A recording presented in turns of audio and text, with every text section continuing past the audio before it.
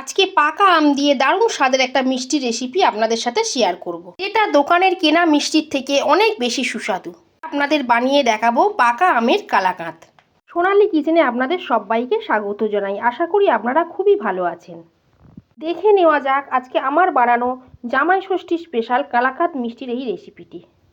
পাকা আমের কালাকাঁদ বানানোর জন্য আমি এখানে 1 লিটার গরুর দুধ নিয়েছি, আছে 2টো পাকা আম, হাফ বাটি চিনি, ওজন হিসাবে 100 গ্রাম, আছে হাফ বাটি গুঁড়ো দুধ, আর গার্নিশের জন্য নিয়েছি কয়েকটা পেস্তা বাদাম। গ্যাসে দুধ গরম করতে বসিয়ে দিয়েছি। প্রথমে আমি দুধটা ছানা কাটিয়ে নেব। দুধ ছানা কাটাবার জন্য আমি এখানে হাফ কাপ ভিনিগারের মধ্যে হাফ কাপ জল মিশিয়ে রেখেছি। বাড়িতে দুধ ছানা কাটিয়ে যখনই কোনো মিষ্টি বানাবেন চেষ্টা করবেন লেবুর বদলে ভিনিগার দিয়ে ছানা কাটানোর। দুধ খুব ভালো করে ফুটে গেছে, এবারে আমি গ্যাস বন্ধ করে দেব। গ্যাস বন্ধ করে দিয়েছি। এবারে অল্প অল্প করে ভিনিগার মেশানো জলটা দেব আর নাড়তে থাকব।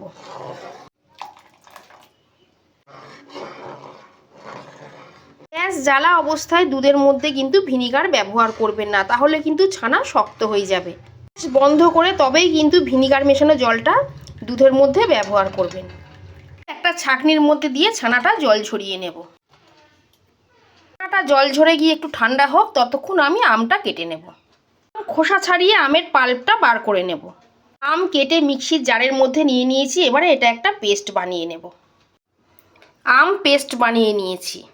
পেস্ট করে নেওয়া আমটা আমি একটু ছেঁকে নেব, তাই একটা ছাঁকনির মধ্যে আমের পেস্টটা আমি নিয়ে নিচ্ছি। আম ছেঁকে নিয়েছি, আমের এই অবশিষ্ট অংশটা ফেলে দেব। এবারে একটা প্লেটের মধ্যে জল ঝরানো ছানাটা নিয়ে নিলাম। ছানাটা খুব ভালো করে মেখে নেব, যাতে ছানার মধ্যে কোনো দলা না থাকে। ছানা 4 থেকে 5 মিনিট ধরে খুব ভালো করে মেখে নেব। ছানা যত ভালো মাখা হবে কালাকাঁদ মিষ্টিটাও কিন্তু তত সুন্দর তৈরি হবে। ছানা আমি খুব ভালো করে মেখে নিয়েছি। গ্যাসে কড়া বসিয়ে দিয়েছি। এবারে 250 মিলিলিটার দুধ কড়ার মধ্যে দিয়ে দেব। কড়ায় দুধ দিয়ে দিয়েছি, দুধটা ভালো করে গরম করে নেব। দুধ ফুটতে শুরু করেছে। এবার তৈরি করে রাখা আমের পেস্টটা দুধের মধ্যে দিয়ে দেব। দুধের সাথে আমের পেস্টটা খুব ভালো করে মিশিয়ে নেব। দুধের সাথে আমের পেস্ট খুব ভালো করে মিশিয়ে নিয়েছি। এবারে এর মধ্যে দিয়ে দেব ছানা আর দেব চিনি। এবারে লো ফ্লেমে অনবরত নাড়তে থাকব। লো ফ্লেমে 5 মিনিট আমি নেড়ে নিয়েছি।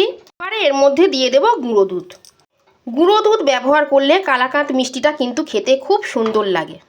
আরও 5 মিনিট আমি নেড়ে নিয়েছি। এবারে এর মধ্যে দিয়ে দেব 1 চামচ ঘি। লো ফ্লেমে ইনস্ট্যান্ট নাড়তে থাকব। আজকে আমি কালাকাঁদ সন্দেশ বানানোর জন্য 100 গ্রাম চিনি ব্যবহার করেছি। আমও কিছুটা মিষ্টি, আবার গুঁড়ো দুধও মিষ্টি, তাই আমি বেশি চিনি এখানে ব্যবহার করলাম না। আপনারা যদি একটু বেশি মিষ্টি খেতে পছন্দ করেন তবে চিনির পরিমাণ একটু বাড়িয়ে দেবেন। আপনারা কীরকম মিষ্টি খেতে পছন্দ করেন সেই অনুযায়ী চিনি এখানে ব্যবহার করবেন। আজকে আমি কালাকাঁদ মিষ্টির মধ্যে এলাচের গুঁড়ো ব্যবহার করব না। আমের নিজস্ব একটা ফ্লেভার থাকে, এলাচ গুঁড়ো ব্যবহার করলে সেই ফ্লেভারটা নষ্ট হয়ে যায়। এবারে জামাই ষষ্ঠীতে বাড়িতে এইভাবে মিষ্টি বানিয়ে আপনার জামাইকে আপনি খাওয়াবেন। এই কথা দিচ্ছি, আপনার জামাই প্রত্যেক বছর আপনাকে এই মিষ্টি খাওয়ার জন্য ডিমান্ড করবে। একবার এইভাবে বাড়িতে কালাকাঁদ মিষ্টি বানিয়ে খেলে এর স্বাদ কিন্তু মুখে লেগে থাকবে। যতক্ষণ না মিশ্রণটা ঘন হচ্ছে ততক্ষণ লো ফ্লেমে ইনস্ট্যান্ট নেড়ে যাব। সোনালী কিচেনের রেসিপি যদি আপনাদের ভালো লেগে থাকে তাহলে প্লিজ লাইক করবেন, শেয়ার করবেন, সোনালী কিচেন চ্যানেলটা সাবস্ক্রাইব করে দেবেন। পাশে থাকা বেল আইকনটা অবশ্যই প্রেস করে দেবেন, যাতে আমি চ্যানেলে কোনো নতুন ভিডিও দিলে খুব তাড়াতাড়ি সেটা আপনাদের কাছে পৌঁছে যায়। ফেসবুক থেকে দেখে থাকলে ফেসবুক পেজটা ফলো করে দেবেন। যে সকল বন্ধুরা সোনালী কিচেন চ্যানেলটা সাবস্ক্রাইব করেছেন তাদেরকে সোনালী কিচেনে সোনালীর পক্ষ থেকে জানাই অসংখ্য ধন্যবাদ ও অনেক ভালোবাসা। আপনারা এইভাবেই আমার পাশে থাকবেন, যাতে আমি অনেক দূর পর্যন্ত এগিয়ে যেতে পারি।